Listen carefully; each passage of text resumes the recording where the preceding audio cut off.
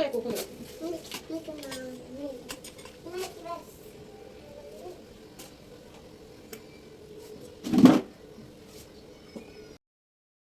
السلام عليكم ورحمة الله. ازيكم حبايب قلبي؟ يا رب تكونوا بألف خير. مبسوطة قوي قوي قوي بجد والله العظيم ان القناة يعني الحمد لله نتيجتها حلوة. في ناس بتشترك معايا، الفيديو بيتشاف اكتر من القناة الاولانية. ف بابقى متحمسة بصراحة ان انا انزل لكم فيديوهات. عايزاكم بقى تشجعوني بقى بكومنتات كتير كتير كتير عشان نتعرف كده على بعض سوا. واكتبوا لي انتوا اسمكم ايه وبتتابعوني منين عشان ارد عليكم في الفيديو الجاي. الفيديو بتاع النهارده بقى هشارك معاكم حالي بعد الفطار. انا يا بنات النهارده نمت، يعني مش كل يوم بنام بس النهارده نمت عشان عيالي ناموا بعد الفطار على طول. فانا نمت، يعني ياسن بينام عشان هو بيصحى بدري اصلا الحضانه وما بيقدرش ان هو يواصل، فنام ومسك برضو نامت. فانا رحت مصدقت ان هما ناموا ورحت نايمه جنبهم لان ما نمتش الصبح بعد ما يزن نزل. يعني انا بنام متاخر بالليل وما بنامش كمان بعد ما يزن بينزل الصبح. فالنهارده كنت اكله رز وسمك مشوي. دخلت بقى وسط كوكو كانت صحت بقى معايا. يعني انا يا دوبك صحيت كنت تقريبا الساعه 10 كده، صليت العشاء ودخلت على المطبخ بقى على طول. كان في حاجات كده انا مصبناها قبل ما انام، يعني وانا كده بعد ما لميت الفطار على طول دخلت صبنتهم عشان كنت اكله سمك مشوي. وانا السمك المشوي يا بنات ما بحبش ان انا اسيب العظم والقشر والزفاره بتاعه السمك تكون في المطبخ، يعني بحس ان البيت كله زفر.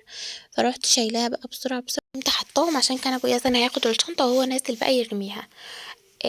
فصبنت بقى الأطباق اللي هي كانت مطرحها سمك وكده.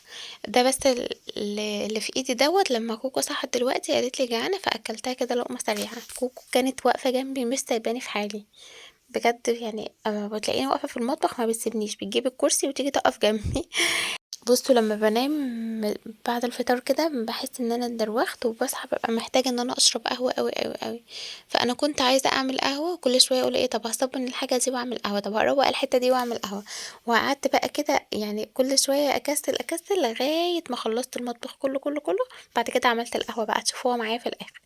انا كنت بصبن المواعين اللي هي يعني البسيطه دي، لكن مش مواعين السمك. مواعين السمك كنت غسلتها يعني قبل ما بيزن ينزل. كوبايات بقى مثلا مطرح شاي ومطرح عصير. شوف بقى الكوباية الكيوت الصغنونة دي انا كنت جايباها قبل رمضان وانا بشتري حاجة رمضان، يعني شفتها عجبتني قوي جبت اتنين، واحدة لياسن وواحدة لمسك، لان هما بصراحة ما بيسيبوليش الكوبايات بيكسروها لي. بيكسروا لي كوباية الازاز على طول يا بنات، يعني مش بيكسروها قصديا بس هما بياخدوها يشربوا يروحوا موقعينها. إيه بيحصل اي حاجه، يعني المهم ان هما بيكسروا لي كوبايات كتير وبفضل ان انا كل شويه اجيب طقم كوبايات اللي هو الصغنن عشانهم وبرضه بيتكسر. فانا لما لقيت دول شكلهم كيوت كده عجبوني قوي. بغسل بقى المواعين يا بنات وبحب ان انا اصفيها في الصفايه قبل ما احطها في الرشاقه او المطبقيه. ليه بقى؟ عشان انا عندي الرشاقه جوه ضرفه، تمام، فبتعمل ريحه وبتعفن ولو وصلها ميه يعني. فانا بحب ان انا اصفيهم اول على الصفايه كده زي ما انتوا شايفين، حطها على الحوض بصفي اول فيها وبعد كده بروح حطها بقى بحطهم اما ينشفوا ما عادوش ينزلوا ميه في المطبقيه بقى اللي هي جوه الضرفه دي. لو وصلتوا بقى معايا هنا يا بنات عايزاكم تكتبوا لي كومنت كده حلو ونتعرف على بعض. قولوا لي انتوا منين وبتتابعوني، يعني اسمكم ايه وبتتابعوني منين. وانا اسمي ساره ومعايا يزن ومسك. يزن عنده 4 سنين ونص ومسك عندها 2 سنين ونص. يزن في اولى حضانة ومسك لسه ما ودتهاش اي حاجة. جبت بقى يا بنات دولت كانوا خضرة فايضين لان انا زي ما قلت لكم كنت اكله سمك النهارده. فده خضرة كانوا فايضين يعني من الغدا، فحطيتهم كده على بدل ما اسيبهم بقى في المصفى عشان عايزه اخد المصفى اغسلها.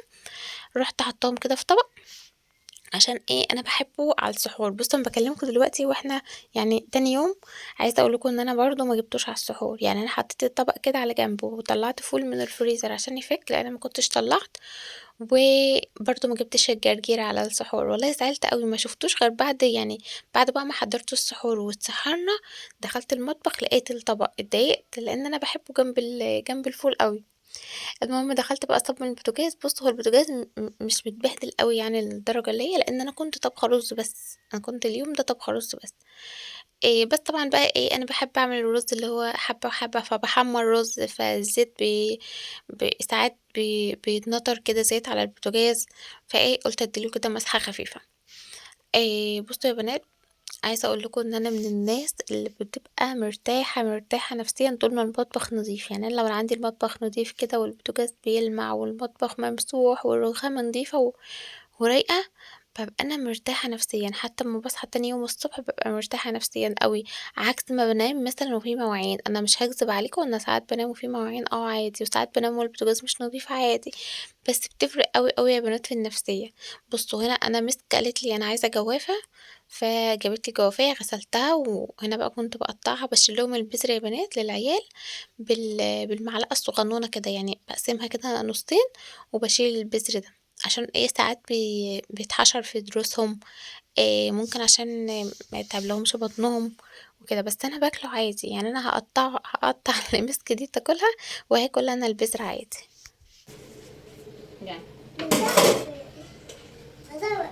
طبق كوكو. لأ. ده طبق ماما. لأ ده طبقي. أمال أنت عايزة إيه؟ ده بذر. ده بذر ده طبقك ده جوافة. ده طبقي. يلا. انزلي.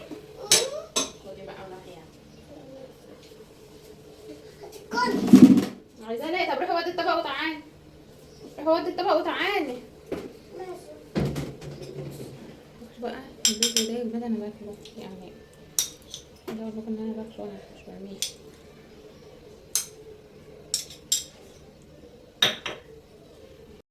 كنت باقول لكم يا بنات إن البذر ده أنا باكله مش بارميه، باكله وفعلًا قعدت إن أنا أكلته كده، أنا باحبه بصراحة بيكون مسكّر أصلًا، يعني أنا باشيله بس عشان بطنهم أو ضروسهم أو كده، وعلى فكرة أنا عندي ضرس مكسور، وأنا باكل بقى باكون حريصة أوي عشان ما فيش بذراية كده تدخل في ضرسي أو حاجة. هنا بقى كنت حاطة كده كام حاجة على الفرن قُلت أشيلهم كده، بُصّوا الراديو أنا باسيبه لإن بصراحة ما لوش مكان تاني، على الرخامة ما فيش فيشة قريبة منه وممكن إن هو يطول مَيّة أو كده، فباحطه بقى كده على الفرن. باحب أشغّل الراديو أوي، أوي وأنا واقفة في المطبخ، باحب أشغّله كده وأسمع صوته، أي نعم هو ساعات بيغروش منّي لإن هو مش بيشتغل في كل الأماكن حلو يا بنات، يعني أنا باقعد ألِف بيه كده لحد ما أوصل لاتجاه صح أحطه فيه. وضبّطت الدنيا طبعًا المناديل دي أنا مش باستغنى عنها في المطبخ، ما عنديش اللي هي الرول بتاعة المطبخ إن شاء الله أمّا أنزل ضروري، ضروري هاجيبها في المشتريات، فجِبت دي حطيتها جنبي. دخلت بقى أكنس الأرض محتاجة تتكنس بُصّوا مش هامسح اللي أنا بقى هاكِب مَيّة وكده لأ، أنا هاكنسها بس كده كنسة حلوة، والله أنا كنساها الصبح يا بنات، بس أنتم عارفين المطبخ بقى عشان وأنا كمان عندي بلكونة في المطبخ، فأنتم متخيلين بقى بيبقى في تراب والعيال داخلين خارجين على البلكونة وكده، هامسح بالموب العادية دي يا بنات أو بأي شرشوبة عندي. جِبت بقى دي مَيّة ومعطر، بس يعني أنا لقيت الدنيا مش محتاجة بقى إن أنا أكِب مَيّة وبعدين أنا عندي المطبخ والطرقة مع بعض، فأنا لو كبّيت مَيّة، المَيّة بتخرج على الطرقة، فبدي بقى بُصّوا تبقى العيال مش حواليّا، تبقى نايمة، لإن أول ما بتلاقي مَيّة بتيجي بقى وتقعد تلعب وتبلبس وكده وإحنا في الشتا وأنا باخاف عليها بصراحة، فقُلت أمسح كده بالموب كده سريعة. بُصّوا الموب دي أنا حاباها أوي، أوي يا بنات، أنا جايباها قبل رمضان، يعني أيام التنضيفات كده، بس بصراحة حلوة أوي، أوي، أوي، يعني حتى تقيلة كده، الفوطة بتاعتها تقيلة كده ومسحتها كده على الأرض حلوة. مسحت بقى ونشّفت كده الأرض بالموب كده حلو، ورُحت بقى فارشة المشّاية، دخلت بقى على الرخامة لقيتها برضه محتاجة إن هي تتمسح كده مسحة، الإزازة دي فيها مَيّة ومعطر يا بنات. هنا كنت باوريكم التمر، بُصّوا التمر ده فظيع، وأنتِ بتاكليه كده تحسّي إن أنتِ بتاكلي قطعة من السُكّر، هو سعودي يا بنات، يعني أمّا تروحوا لبتاع التمر قولوا له عايزين تمر سعودي اسمه القصيم، ده اسمه القصيم، حلو أوي، أوي، أوي، يعني أنا ماما أمّا كانت في السعودية كانت جايبة لنا تمر، فأنا لمّا شُفت ده في المحل قُلت له: "لأ أنا عايزة منّه." بصراحة نفس الطعم وتحفة، تحفة. هو بيبقى غالي شوية بصراحة مش متذكرة سعره، بس ده أحلى الأنواع. عملت بقى القهوة الجميلة بتاعتي، وكده خلاص يومي خلص، أشوفكم على خير.